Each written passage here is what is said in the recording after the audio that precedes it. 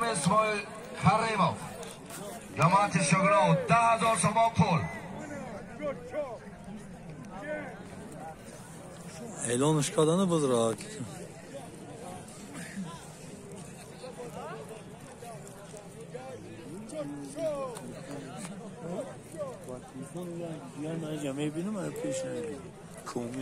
اکر رسولم با پیش ماشینه برم حرکت کن. یک تاوشتور از دامه فتلا صاحبو در تلفن دیدیش 10,000 تومان پول از دامه اسماعیل کریم در تلفن کمیل دیده سامه خیلی نه جماعت شگران. یک تاوشتور 10,000 تومان پول پایان بردگی. امیر چواندوز مایه بخش از پی ملاشه از بانام سیگم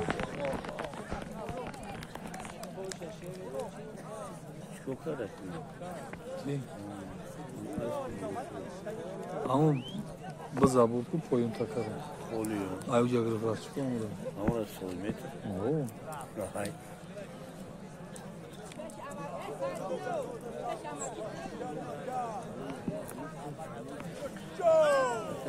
شایی بحث میگه که برون بحث مدن جا بگیرن با کاش میتونه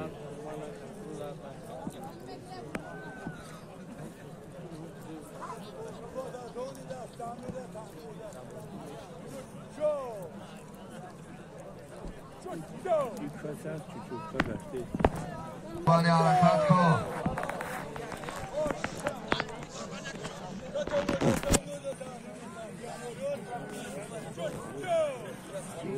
دومدی نور محمد زاده پیرو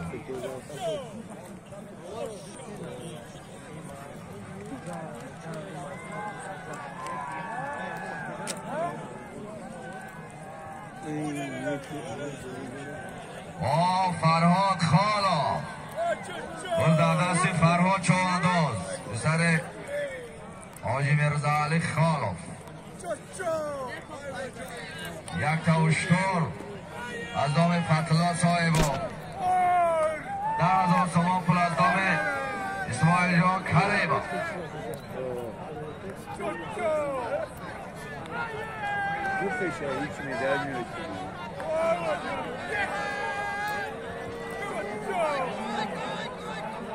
این انذار داره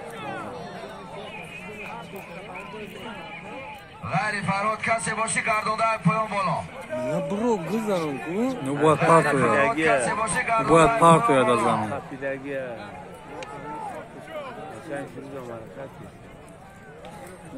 غیر فرهاد کسی باشی گردونده پایان بالا. غیر فرهاد کسی باشی گردونده پایان بالا. غیر فرهاد کسی باشی گردونده باید این خیلیورا توقف نپارت یا نه ریم بقید کردش کو